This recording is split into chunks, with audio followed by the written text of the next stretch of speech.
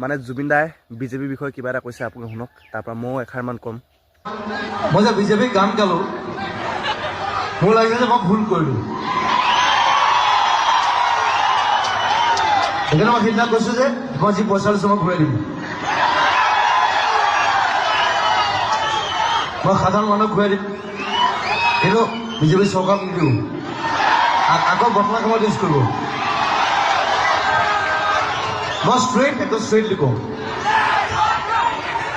পইচা লাগিছো।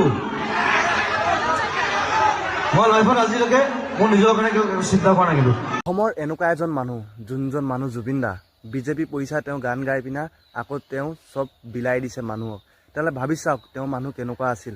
যেনেকি 8 তাৰিখে যোৱাকালি পোষ্টমেনক মাতিছিলে গুৱাহাটীলৈ বিজেপিয়ে। এইটো বিজেপিয়ে মাতিছে বুলি ডাইৰেক্ট ক'ব লাগিব, কেলে মানে আমাৰ অসমত জুবিন দা মৰাত 3 মাহ দিন হৈছে, কিন্তু তাৰে মাজত এতিয়া কি কৰিলে, অসমীয়াৰ মাজত বহুত ডাঙৰ উৎসাহ কৰি তোলা এটা বস্তু লৈ আহিলে, যোনটো নাম হ'ল পোষ্টমেলন।